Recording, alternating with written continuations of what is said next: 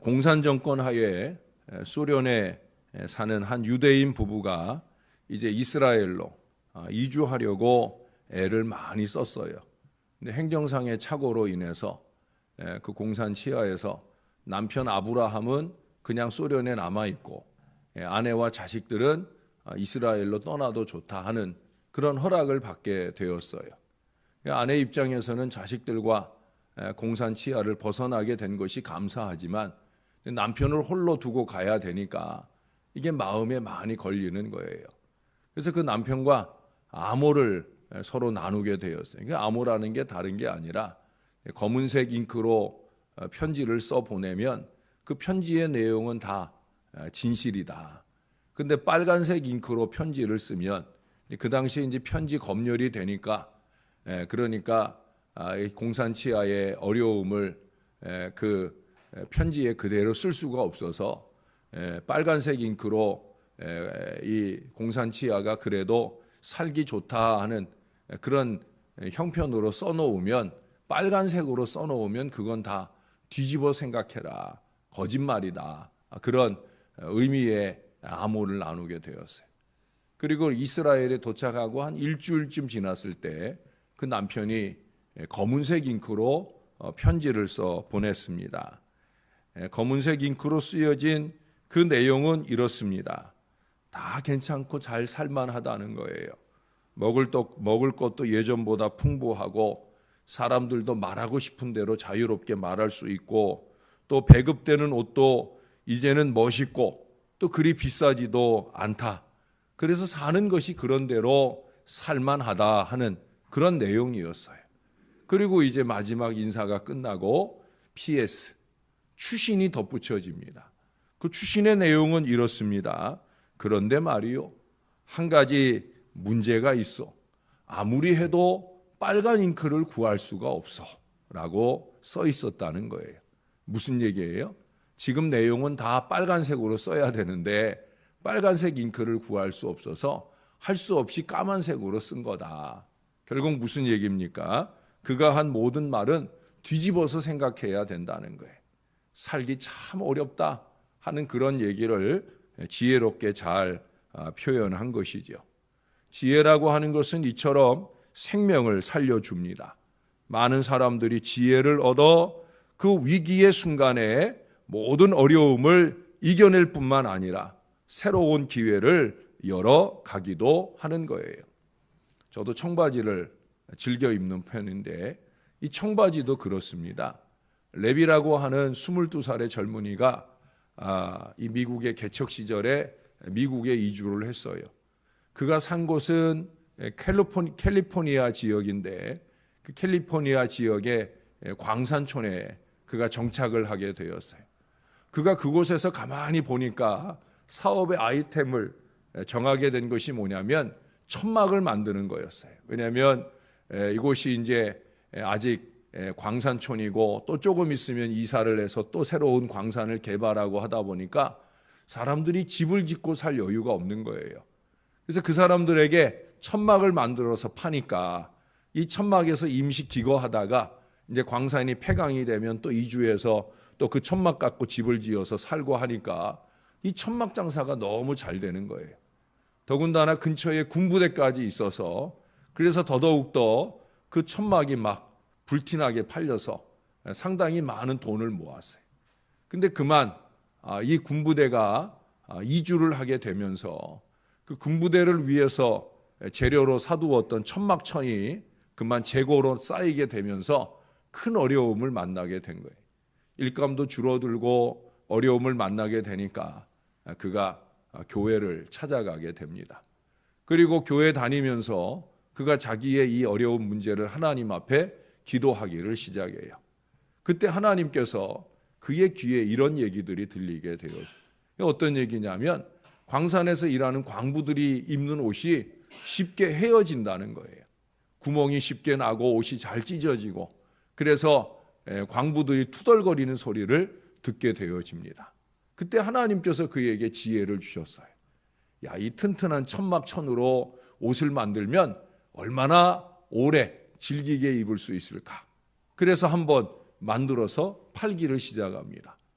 그랬더니 이 광부들이 너무 좋아하는 거예요. 이건 뭐 아무리 입고 뒹굴어도 또 넘어져도 쉽게 찢어지지 않고 오래도록 입을 수 있는, 그것도 주머니는 아예 이렇게 떨어져 나가지 않게 진까지 박아가지고, 그러니까 맵시는 좀 없지만 일하기에는 너무 좋은 옷이다 해가지고 그야말로 불티나게 팔려서 그가 많은 돈을 벌게 되었다는 거예요.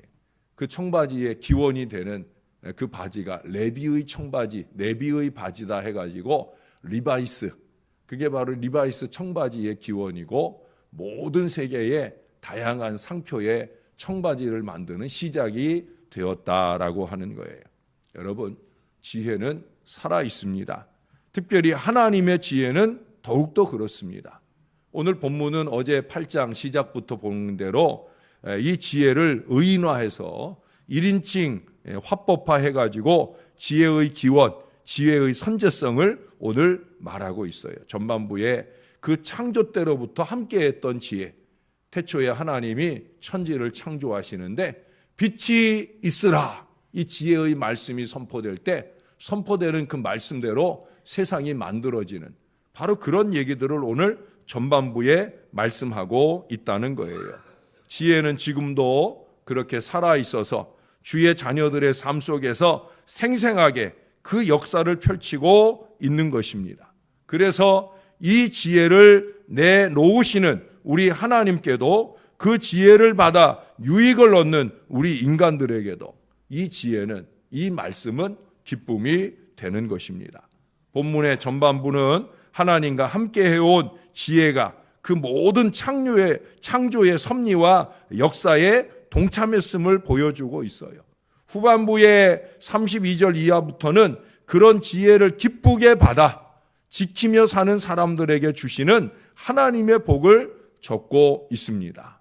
여러분, 믿는 신앙 인생에게 있어서 복의 근원은 바로 하나님의 이 지혜의 말씀을 은혜로 받고 이 말씀대로 살아가는 일에 바로 우리의 복이 보장된다라고 하는 거예요.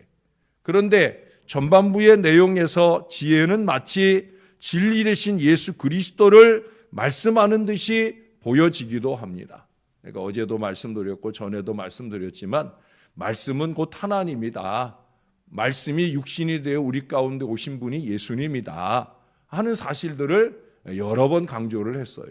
근데 오늘은 아예 이 전반부의 내용을 보면 이 말씀은 꼭 예수님 가르쳐 말씀하는 것 같다 하는 것이 분명하게 느껴집니다. 특히 30절, 31절에서는 더욱 그런 느낌을 갖게 하죠. 30절에 보시면 내가 그 곁에 있어서 창조자가 되어 날마다 그의 기뻐하신 바가 되었으며 항상 그 앞에서 즐거워하였으며, 그리고 특히 31절에 보면 이 사람이 거처하는 땅에 임재하신 예수님께서는 우리 인생들로 인해서 더욱더 기뻐하신다 하는 사실까지를 덧붙여 말하고 있어요.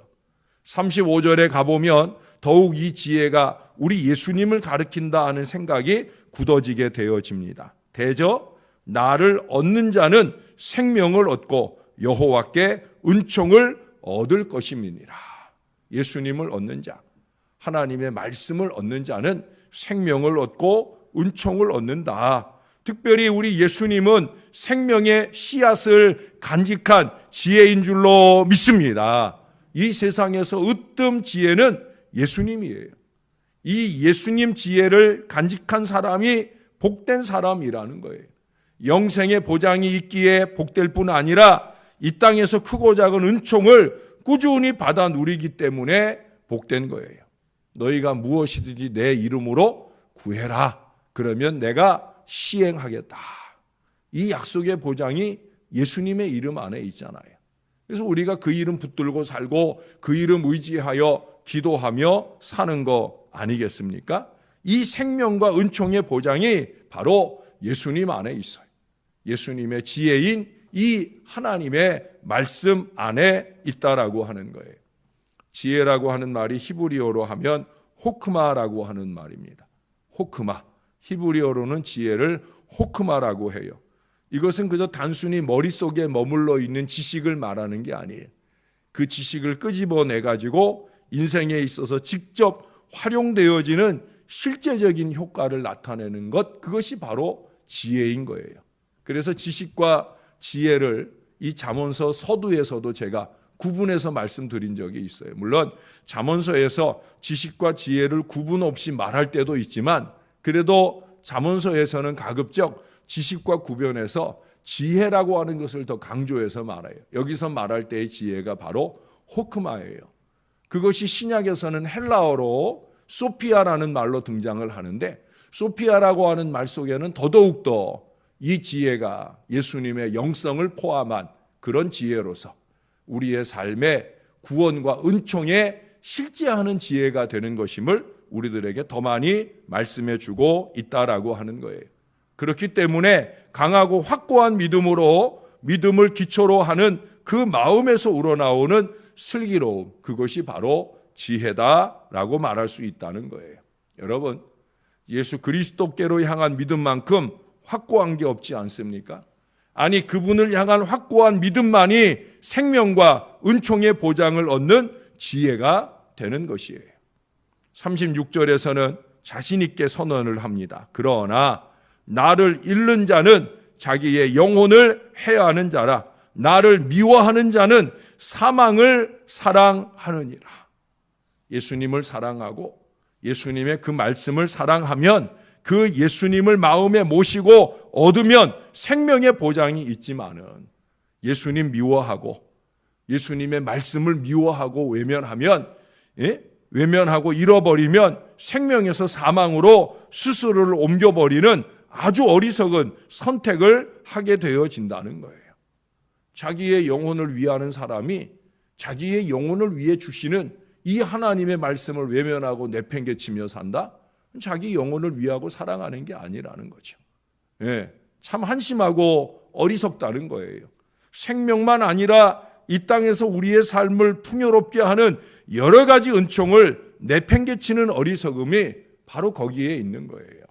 사랑하는 여러분, 아예 이 은혜의 예수 그리스도를 모르고 살았다면 몰라도, 우리가 새벽 아침 와서 아예 이 은혜의 말씀을 듣지 않았다면 몰라도, 기왕에 그 말씀을 듣는 것이요, 기왕에 그 말씀이신 예수 그리스도를 알았다라고 하면, 우리는 그 은혜를 알고 살았으면서도 너무도 쉽게 이 은총의 보따리 예수 그리스도, 그분의 말씀을 내팽개치는 어리석음을 범해서는 절대 안 된다라고 하는 거예요.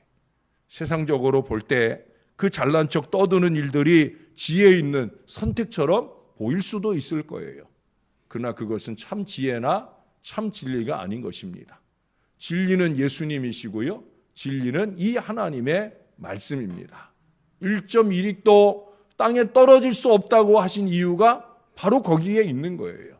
우리는 단 한 점의 말씀도 땅에 떨어짐 없이 내 마음에 품으며 간직하고, 그 말씀이신 예수 그리스도를 간직한 은혜 가운데서 생명을 누려야 할 것이고 은총을 누려야 할 것입니다. 사랑하는 여러분, 하나님 곁에서 영원한 즐거움을 누릴 수 있는 보장은 참 지혜 되시는 예수님께 있다, 예수님의 이 말씀에 있다 하는 사실을 잊지 마시기를 바랍니다. 우리는 이 땅에서도 많은 사람들과 이 지혜를 나누며 이 기쁨을 누리는 확고한 믿음 위에 살아야 될 것입니다. 믿지 않는 사람, 믿지 않는 일가 친척들과 우리가 함께 만나는 순간을 당하게 될지라도, 그 순간에 나는 진리의 사람이다, 나는 예수 그리스도를 간직한 사람이다, 나는 그 말씀대로 살기 위해 영부림치며 사는 사람이다 하는 사실을 한순간도 양보하거나 뒷걸음질 치지 마시고, 오직 이 말씀, 오직 이 예수, 그 은혜 안에 살기를 결단하고 다짐하는, 또 그 은혜를 나누어 줄 수 있는 건강하고 신령한 주의 자녀들이 다 되시기를 우리의 구주, 말씀 되시는 우리의 구주 예수 그리스도의 이름으로 간절히 축원합니다. 기도하겠습니다. 솔로몬이 지혜로운 것은 그가 많은 것을 알고 있기 때문이 아니라, 이와 같이 예수의 진리를 그가 모르는 중에라도 말할 수 있기에 그가 지혜로운 것입니다. 하나님, 어느 때든지 우리가 진리 되신 예수님, 진리 되신 하나님의 말씀을 우리의 마음에 간직한 채 영생의 보장을 간직하고 사는 하나님의 자녀들 다 되게 도와주옵소서. 미래의 영생만 우리에게 보장되는 것이 아니라 이 땅의 생애를 은총과 복으로 사는 비결도 다른 데 있는 것이 아니라 바로 말씀을 붙들고 사는 것이다. 예수님 이름을 붙들고 사는 것이다. 목에 칼이 들어오는 순간에서라도 우리는 절대 예수님을 외면할 수 없고 예수님의 말씀을 내팽개칠 수 없다 하는 사실을 확고부동하게 새기는 이 아침이 되게 하여 주옵소서. 그래서 우리의 신앙을 한순간도 양보하지 말게 도와주시고 내가 거룩한 주님의 백성인 것을 인정하고 고백하고 나타내며 사는 하나님의 사람들이 되게 하여 주옵소서. 그래서 위로 하나님께는 영광이 되게 하시고 또한 우리와 함께하는 모든 이들에게 은총의 보장을 안겨주는 신실한 믿음 되어지게 은혜 베풀어 주옵소서. 병고로 오랜 동안 고생하시는 어머니를 정성다해 공개하시던 우리 정미자 권사님, 이제 어머니의 마지막 걸음, 천국 걸음을 잘 모시고 있나이다. 주님께서 여종을 위로해 주시옵소서. 어제도 한없이 울고 또 울었던 그 모습을 봅니다.